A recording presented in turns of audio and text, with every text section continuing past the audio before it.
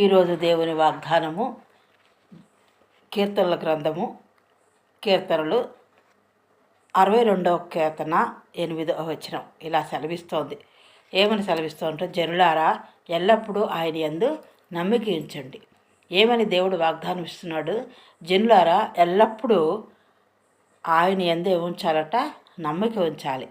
ఆయన సన్నిధిని మీ హృదయములను కుమ్మరించడు. ఇంకా ఏమంటున్నాడు? ఆయన సన్నిధిలో మన హృదయాన్ని కుమ్మరించాలి, నీళ్ళల్లా కుమ్మరించాలన్నమాట. కుమ్మరించాలి. దేవుడు మనకు ఆశ్రయం. ఎందుకనంటే మనకి ఆయన ఆశ్రయంగా ఉన్నాడు. మనం ఏ విషయంలోనూ కూడా మనం భయపడకుండా ఆయన యందు నమ్మిక ఉంచాలి. చూడండి, మనం బస్సు ఎక్కినప్పుడు బస్సు డ్రైవర్ మీద నమ్మకం ఉంచుతాం. బండి మీద వెళ్తున్నప్పుడు నమ్మకం ఉంచుతాం. మనం డ్రైవింగ్ చేసుకున్నా, మన యజమానులు డ్రైవింగ్ చేసినా, మనం ఆటో మాట్లాడుకున్నా, క్యాబ్ మాట్లాడుకున్నా డ్రైవర్ మీద నమ్మకం ఉంచుతాం. అలాగే మరి మనము మన దేవుడైన యెహోవా యందు నమ్మిక ఉంచాలి. యేసుక్రీస్తు ప్రభు యందు నమ్మిక ఉంచాలి. నమ్మిక ఉంచడమే కాకుండా ఆయన యొక్క సన్నిధిలో మనం ప్రార్థన చేయాలి. మన హృదయాలు కుమ్మరించాలి.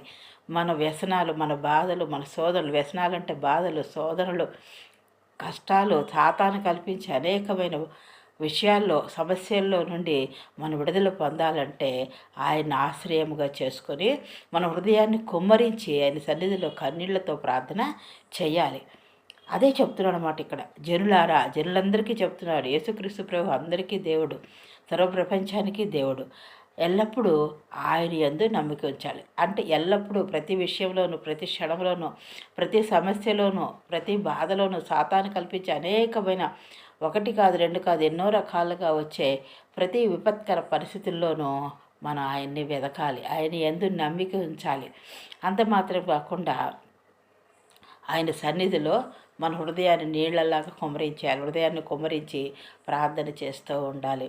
హృదయాన్ని కుమ్మరించి ఆయన సన్నిధిలో మనకు స్నేహితుడితో చెప్పినట్టు మన హృదయాన్ని, మన బాధని ఎవరితో చెప్పుకోలేని కొన్ని సమస్యలు ఉంటాయి, కుటుంబ సమస్యలు. అవన్నీ కూడా, ఏ సమస్య అయినా కూడా దేవుని సన్నిధిలో మోకరించి కన్నీళ్ళ రూపంలో కానీ నీ హృదయాన్ని కుమ్మరించినప్పుడు నీవు దేవుని అద్భుత కార్యాన్ని చూడగలుగుతావు అన్నమాట. ఇది నమ్మిక ఉంచాలి.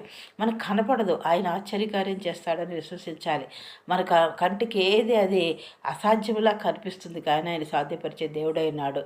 మనం ఆయన ఆశ్రయంగా చేసినప్పుడు, ఆశ్రయంగా చేసుకొని కోట, కొండ అన్నీ ఆయనే మనం ఆశ్రయించినప్పుడు ఆయన అద్భుత కార్యం చేయగల దేవుడై ఉన్నాడు. కాబట్టి మన నమ్మిక ఉంచాలి.